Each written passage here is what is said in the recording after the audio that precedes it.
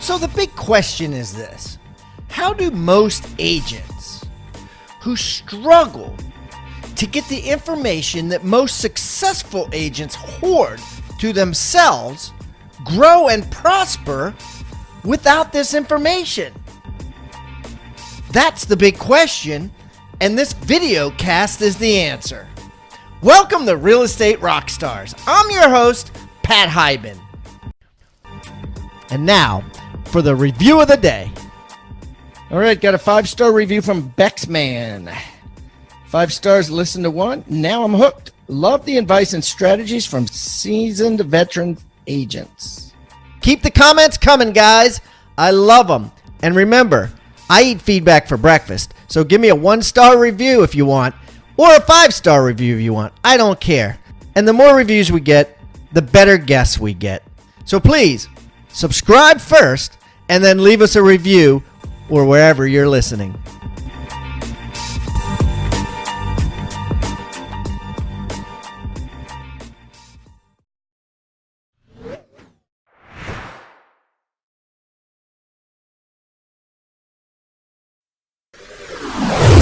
All right, Rockstar Nation, I got a great guest today. A little different than normal, as we normally get a lot of residential agents on the show, and a lot of residential agents. Some of them merge over into commercial, but as you know, in most towns, commercial real estate is completely different than residential, and different agents and different profession altogether. And got a guy on the show named Tom Prakas, and Tom is a commercial real estate agent out of Boca Raton, Florida, crushing it out there. And we're going to get into some nitty gritty with Mr. Tom Prakas. So, Tom, welcome to Real Estate Rockstars. Thank you. Thanks. Hey, Tom, why don't you give everybody a little rundown on who you are so they get to know you better?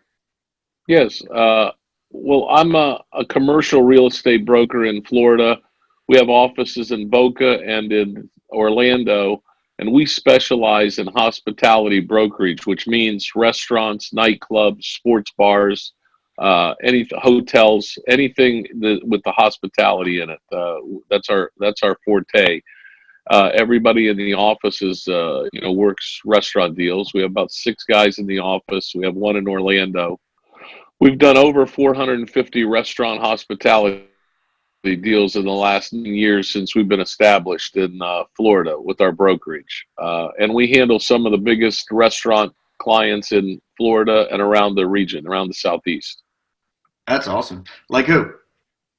Well, we handle Buckhead Life Group out of Atlanta, which has about 18 big restaurants in Atlanta and South Florida. We've done all their brokerage for South Florida. I was one of the original guys that started a chain called BurgerFi, which is it's a burger quick service restaurant that started out of Delray Beach, Florida. And we grew it. I grew it, was with them for their first 10 stores. They've gone on now to have over 120 units. I handled the real estate brokerage for Anthony's Coal Fire Pizza, which went from 2 stores to 30 some stores, and then got bought out by a private equity firm. And now they're growing all over the Northeast and the Mid-Atlantic. We handle deals we do a lot of Dunkin' Donuts brokerage, Firehouse Subs, and then we do a lot of individual, regional, local restaurants down here, some of the biggest names in South Florida. Wow, that's awesome. Yeah, I've eaten at several of those. So, all right, so let's talk about the nitty gritty. So right now you have, you more or less have you and your team there of 6 brokers and yourself. You're the main guy. Like, how many restaurants and or leases or deals, let's say, have you guys put together in the last 12 months? I'm going to say 30 to 35 deals with both offices, Orlando and South Florida. About 35 restaurant deals in the last year. That's pretty cool. And now we have a saying here on Real Estate Rockstars, because a lot of agents, measure by commissions. And we call it ECI, which is ego commission income. And so total gross commissions, right? For those 35 deals, what would you say that was? Oh, gross commissions in sales also. So counting sales and leases, Yeah. we probably did 50 million in total sale. This is gross. This is not commissions. We did 50. We do 50 to 70 million a year in lease transactions and sale transactions, which is different on every deal. So you'd have to equate it to, some deals we get 2% on, some deals we get 3% on, some deals you get 6% on, 5%. So to tell you the sales volume, it's about 50 to 70 million a year. The 70 being the highest year. Yeah. So let's just say, if you take an average of that, it's 4%. So you'd be at Just $2 million bucks. Yeah, right? 3%, 3%, 4%, right. Hey guys, as you know, my book, 6 Steps to 7 Figures, has been a New York Times bestseller and a USA Today bestseller with over 30,000 copies sold to real estate agents and real estate investors alike. And listen, I have decided to do something really special here. I am going to give away 200 copies. Yes, I'm going to give away 200 copies that I have. And all you need to do to get one is to go to free6stepsbook.com. That's free6stepsbook.com, all spelled out, SIX, stepsbook.com. And you can fill out a form, and all you need to do is pay the shipping and handling, and I'm going to send you that book absolutely free. Or simply text the word PAT to 444-999. My goal is for you to have this book if you haven't read it yet. An absolute must for any real estate agent's library. 6 Steps to 7 Figures, a real estate professional's guide to building wealth and creating your destiny. Just go to free6stepsbook.com and fill out the form, and I will send it to you absolutely free. Or simply text the word PAT to 444-999. That's PAT to 444-999.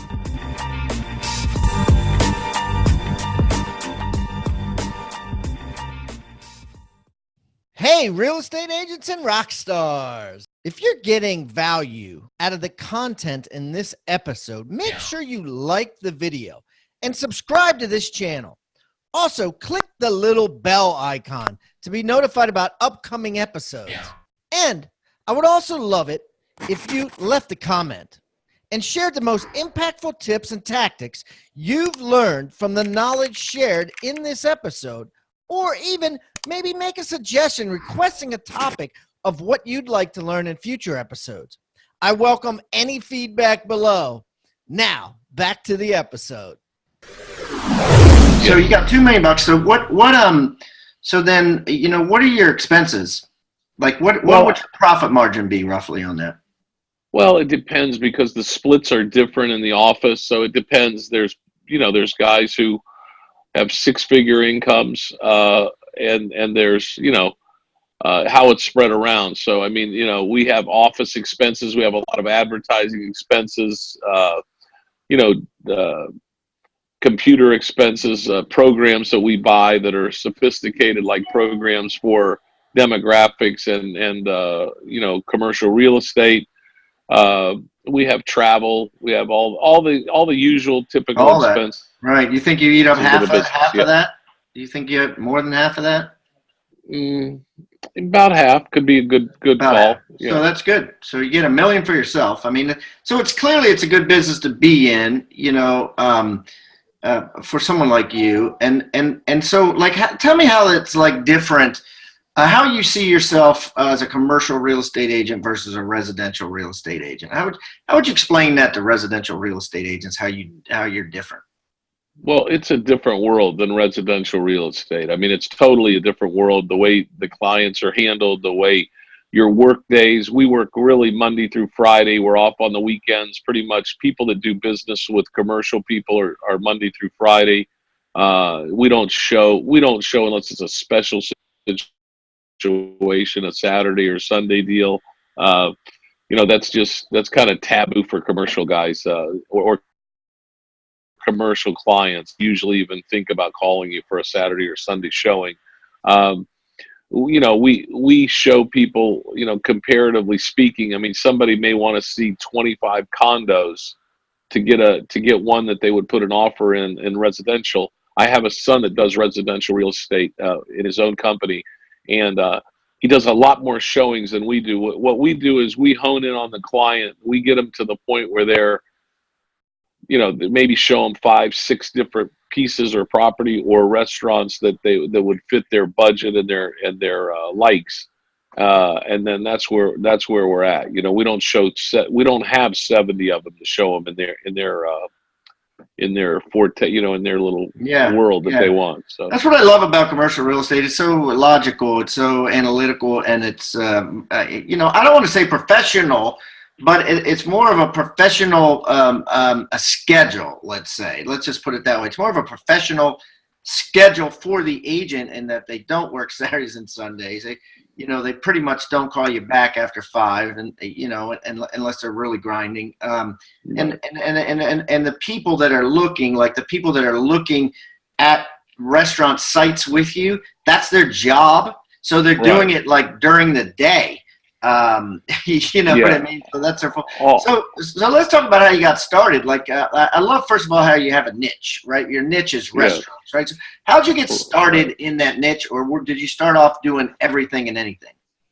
No, I started off in our niche, and how it came about is I grew up in the restaurant and the bar business with my family. They got off the boat from Greece, and they owned, many, many restaurants. My father, my mother helped out a little when she was younger in the business, and then my uncles were all in the business. So my uncles and everybody combined probably had 40, 45 restaurants all over the country, different parts of the country, from DC to Ohio to California. And then I grew up with my father in the business. I took the liquor route more than he was more in the food route. I took the liquor route and opened 28 of my own nightclubs, sports bars. Back in the late 70s, I started into I sold my last 5 in the mid 90s, and then transitioned into the real estate business in 1999. So when I started the brokerage, I had a wealth of information. I had a couple thousand employees that have worked for me over the last, in my first part of my life. I call it life 1. Now I'm in life 2. I'm 62. I'm 62 now, and I've been in this business for 19 years. So my previous life, I was in the nightclub business, more nightclub and sports bars than real restaurants. But and I had a good run. I was in a different day. Today that business has changed also. And when I got into it in 1999 and started my brokerage, I wanted to just specialize in restaurant nightclub brokerage. That was my knowledge. That was my you were building on. I like to say in my book, chapter 5 is build on a success up rather than from the ground up. And you clearly were building on a success up. I mean, you're coming off a BurgerFi and another chain that you started and all this stuff. So you certainly knew the game, and then people knew that you knew the game, probably with one phone call, right? So right. It was easy to open the door with all of my clients and all my a lot of my former employees became owners themselves, and it's a very tight knit community, the F&B community, food and beverage community. So I had a real stronghold to get into it. And I also knew the area in South Florida because I had many places here. So I had the connections. I had the beer distributors to tell you, this guy wants this and this guy wants that. And liquor distributors say, this guy's looking for a space over here and he wants to be on Miami Beach. And, I did some famous deals. I brokered I brought Danny DeVito into the restaurant business in South Beach. I put together a deal for him with some partners, and I was exclusive broker for them to put a deal together on Ocean Drive in South Beach. I put Dwayne Wade in the sports bar business, had a couple of sites for him. And it's been exciting. I meet a lot of interesting people, get to travel all over the state, all over the country, looking at concepts. I go, from Atlanta to New York to LA, and try to grow our base of clients, and mostly built. Most of our business now is on referrals and just referrals and people that send people to us because they say, hey, they really do. They say, we're the restaurant guys, so if you want restaurant. And I deal with a lot of the big real estate companies down here, the nationals, multinationals, because when they get somebody that wants a restaurant space, they usually just refer them to us. So that's how it happens. Wow. So let's say there's a residential agent out there. A lot of our listeners are residential agents, and they're they got somebody that wants to buy a restaurant. Aside from referring it to you, let's say they want the commission, or they're getting into the commercial business, and they got someone who wants to do a restaurant. And knowing that, and first of all, it's not a franchise, because we all know that the franchises tend to succeed where the people that just come up with a concept on their own, it's a much harder road to, I don't know what it is, but like 9 out of 10 fail in 10 years. So what advice would you have to them to tell their clients to look for or not to look for when finding a restaurant spot for a concept that's brand new? Okay. Well, yeah, I can answer that. I think that, first of all, my first advice to somebody would be, and not because of greed, but I would say turn it over to a professional that specializes in that. Meaning, it doesn't just have to be us. It could be anybody. There's a few other firms that do a lot of restaurant work. I would say, first of all, if you want to do your client justice, it's a tough trade to learn in a day or two, to start finding and start going on the web to look for restaurants for sale or sites available. So, to do your client justice, I would say refer them. Of course, you'll get a piece of the action. We pay usually 25% referral, but we like to take the client over, and we do what we do best. We pre-qualify them, and then we find them a site. But if they want to get into the commercial business to transition, I would much rather suggest that they start selling some clients, or clients that want to buy some commercial real estate based on income or whatever, and start that route. Because the restaurant atmosphere in the landscape is very tough. It's very tough, to find the right sites for them, and to get them put together, a restaurant deal put together on both sides. It's very What's complicated. Tough mean? Explain tough. Well, we first of all, there's people looking I'm not talking about Boca Raton. There's people listening in Tupelo, Mississippi, right, where there's vacant corner stores, and they say, I'm ready for a restaurant. Like give us some knowledge that people can learn that help to get through the toughness, no matter where they're listening. We're in 85 other countries. I don't know if it's going to apply to the 85 countries that are listening to this, but let's just say, in general, what are some rules of advice for restaurant agents looking to put people in restaurant commercial spaces? Well, I think, no matter where you're at, Tupelo or Toledo, Ohio, it does. I think you need to be, again, you need to know your area. You need to know when a guy tells you he wants to sell cheeseburgers for $1.50 or mini burgers, and he's got a concept. I think, first of all, you need to try to apply it to where you're going to put him, what kind of areas you would think in your area. That you got to be very well aware of the commercial zones in your town or your area or county, and then you're going to have to do some legwork. You can do it on the computer. A lot of it'll give you a lot of sites on commercial sites, but you have to be hooked into commercial sites like CoStar, LoopNet, and they basically just give you some ideas, and they give you some locations. The problem with doing the restaurant brokerage is there are places that are not restaurants that are a good fit, but they're retail stores. They need to be converted or whatever. So it's more about the location and then the terms of the deal to someone. So it's something. So location is everything, right? Like to think that you're going to open a restaurant and people will come to that by reputation.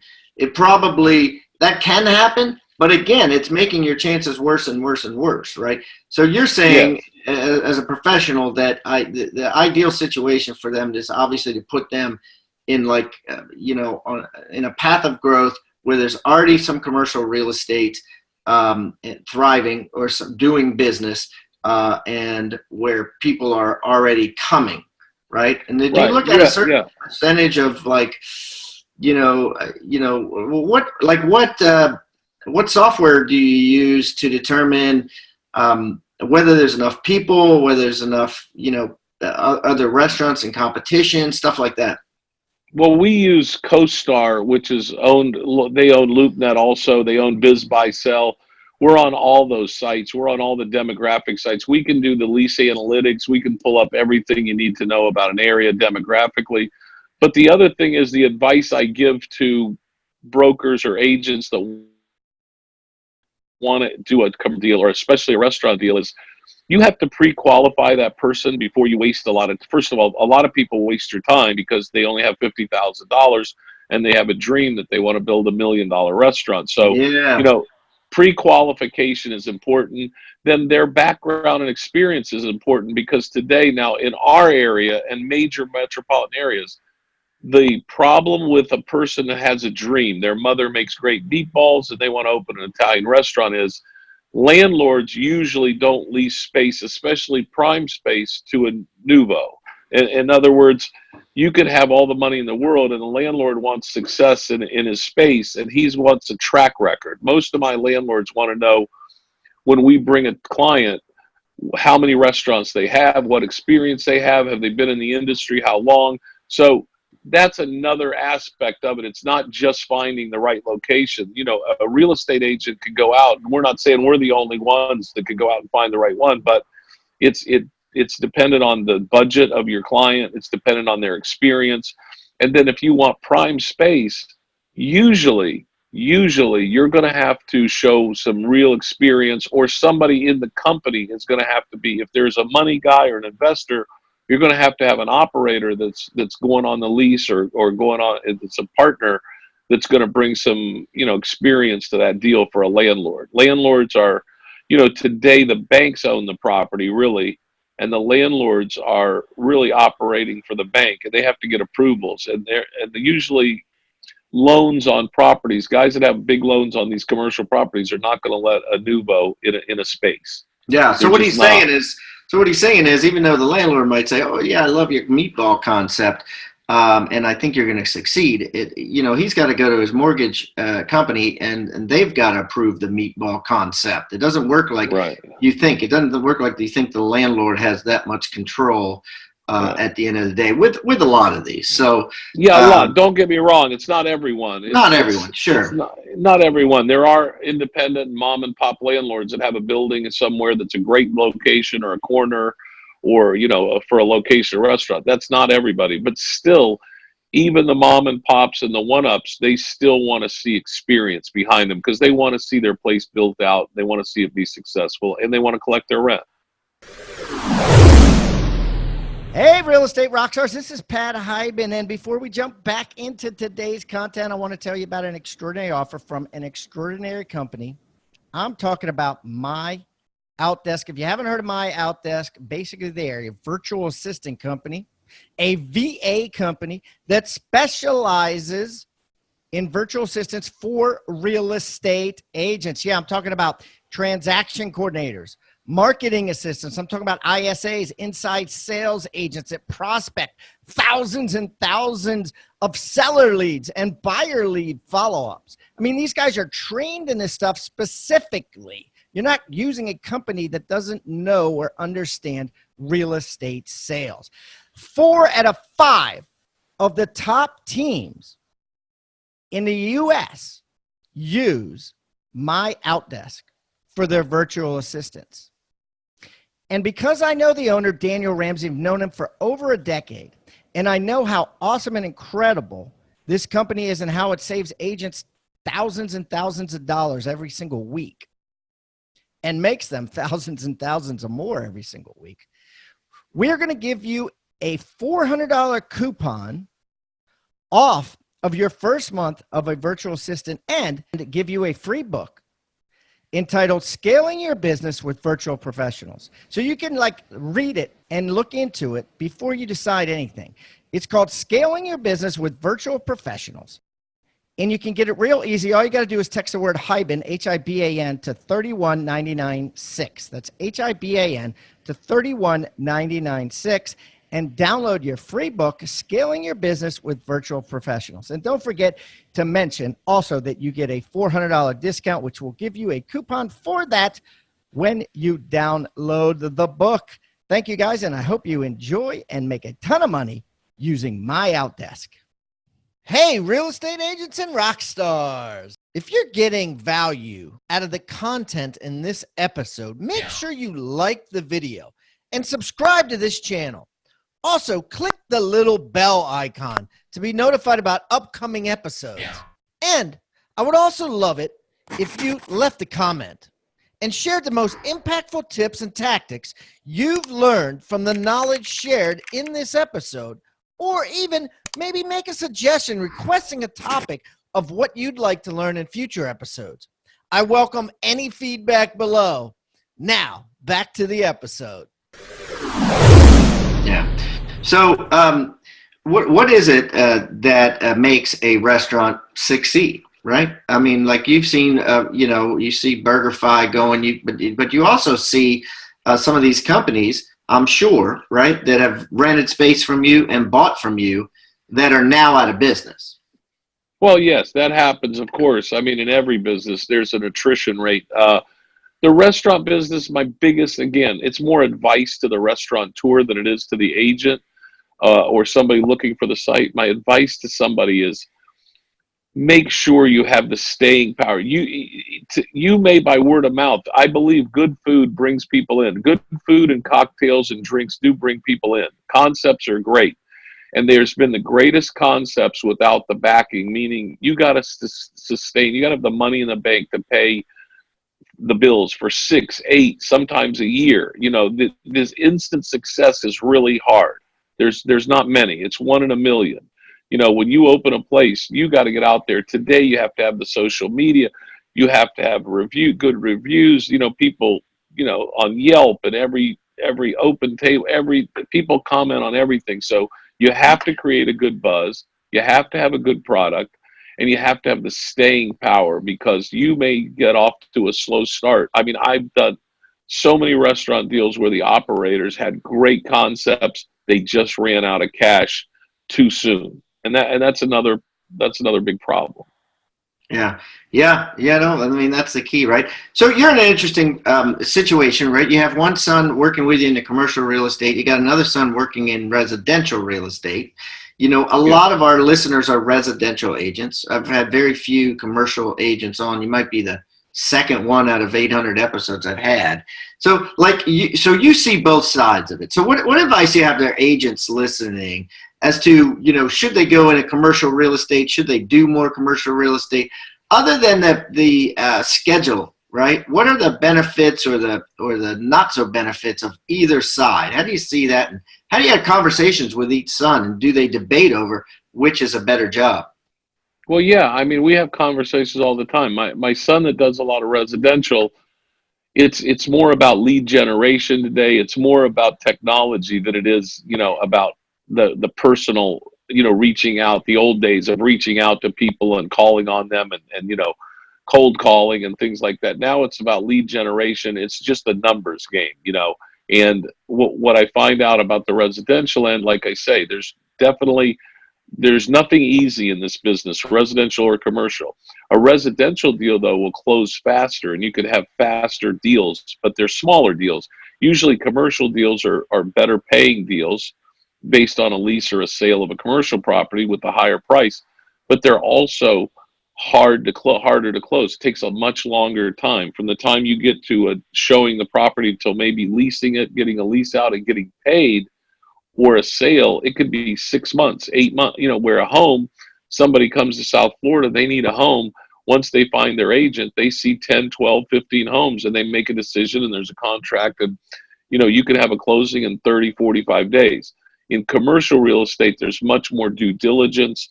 There's much, especially by an existing business. Usually a contract calls for 30 to 60 days of due diligence, 30 days to get a lease. And then once you go to lease or you go to sale, then there's a time where the landlord doesn't pay, but half on signing of the lease and then half on opening. So it's a more drawn out process, even though, the money may be greater on a commercial deal than a residential deal. And that depends on the residential you deal in. I mean, there's rental, residential. My son does homes. Down here, there's not many homes under 250,000, but the homes that really move are the 250 to the half a million. And then the higher end homes right now have been kind of sluggish, over $1 million plus, up to 5 million, 10. I mean, in our area, we have 20 million, $40 million homes down here. So, from Miami to Jupiter. So, the market's different, Yeah. No, you've said some interesting things, and it's interesting. And I'm going to go out and say something controversial now. Like I think that the residential real estate market is much more susceptible to disruption. It has already been disrupted. The barrier to entry to residential real estate is a lot less, right? You don't have to learn as much. Let's say you had 20 years learning, right? So you don't have to learn as much, but and that's a benefit because you could get in right away. You could start selling. You could start slinging day one. Now, now when the agents gave, or the National Association of Realtors, whatever, gave away the MLS and made it public, it pretty much took a lot of wind out of the sails of the agent having that. It's starting to more and more take wind out of sails of agents having one-on-one relationships with buyers and sellers, and that's why it's more important for them to do that now. Now, with commercial real estate, I think you're protected in that. In like, number one, you never gave away your MLS. Let's say a consumer could probably buy CoStar, but it's so freaking expensive that they won't. Where Zillow is free, right? They could go on Zillow for absolutely free. A consumer is not going to buy CoStar unless they're like, making tons of money already buying and selling commercial real estate. So you've protected that, and you've protected yourself by essentially not necessarily cooperating on every deal, right? Like you certainly can take a deal and not have other agents involved in it, and there's not this undercurrent of, oh, you must cooperate with other agents. It's like, if you want to cooperate, you can, but you don't have to. And I think with residential real estate, it's unfair if you don't cooperate.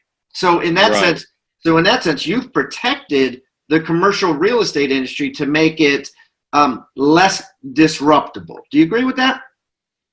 Oh, I totally agree. The commercial market it's so, the entry to it is so hard, realistically. I mean, somebody trying to if you go to what I call the big houses, if you go to the big commercial houses and say, look, I just got my license and I want to work for you, they're like, yeah, well, you'll start in the mailroom and you'll work your way up, and in 10 years from now, you may get into leasing or you may get into sales.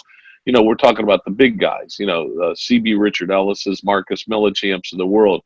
I'm not saying it, takes 10 years to work into it, but you have to bring something to the table like hospitality or medical condo experience and say, look, this is my forte, this is what I've done. In the residential real estate, my gosh, I mean, there's so many licensees in Florida that do residential real estate. It's amazing. I mean, there's probably 200,000-300,000. I mean, it's pretty amazing how many there are. I've heard the figure from my son, and it's hundreds of thousands. It's not like 10,000 agents. That's interesting. I mean, there's like 1.3 million residential real estate in the United States. I wonder how many commercial agents there are in the United States. That figure I don't have. I couldn't tell you. I'm sure it's a lot less. Yeah. I'm sure it's less. The deals are bigger. The point of the entry point to get into commercials harder. So it makes it more of an exclusive club, than it does residential. Residential, look, these companies are scouring for people all the time. The more the merrier. It's a volume deal with these companies. They put them on. It's all about the volume and creating the volume. So they can have an office down here can have 50 to 100 agents in it. And, you got to go out there. It's very, very competitive, very competitive. Yeah, absolutely. Absolutely. It's very interesting. The barrier, to get into commercial real estate is a much higher bar. It's a much higher bar. and it's it's really harder to break into, which makes it, if you're in it, it makes it more exclusive for you and more profitable at the same time. There's a pro and a con to it. Okay, well, listen, Tom, this has been great. I really appreciate you coming on and teaching us a different perspective on things. Yeah, that's awesome, Tom. I appreciate it. And guys, what I'm going to do is I'm going to put all of Tom's information, his email, phone number, all that stuff on his show notes. It's going to be at hibandigital.com/ Tom Prakas. It's Tom and then Prakas. Prakas, Tom Prakas. Yeah. hibandigital.com / Tom Prakas. And Tom, listen, if I'm ever in Boca Raton, Florida, I will look you up and we will get together and break some bread. And I appreciate you coming on today. Good. Thank you, man. Pat, good to talk to you. Good to talk to your audience. Nice to meet you. Thank you. Thanks. Rockstar Nation, thank you for listening to Real Estate Rockstars. Listen, I need a favor. If you find this free content helpful, if you find our downloadable items from each guest helpful, please, I need you to pull out your pointing finger. Yes, the one finger that points at people, and hit subscribe. Yes, subscribe. The more subscribers we get, the better we look in the ratings, and the easier it is to get guests like Robert Kiyosaki, Barbara Corcoran, all the players that are on $1 million listing in the different cities. All that stuff makes it easier the more subscribers we get, so please subscribe. And listen, there's a lot of places you can leave comments. There's a lot of places you can like. We're on Facebook. We have an Instagram page. Instagram page is I am Pat Hyben. The Facebook is Real Estate Rockstars Radio. Feel free to leave us comments there. The most popular form of commenting seems to happen on YouTube. Yes, for whatever reason, it's a very open environment. So just go to YouTube and go to Real Estate Rockstars Radio. Leave us comments there. Some of them we will read on the show. We love your feedback. So thanks, guys, and I hope you are having a great day. Oh, and also, listen, if you're going to subscribe and you haven't already left a review on iTunes, please do that too. Have a great day, and thanks so much, Rockstar Nation. I really appreciate you.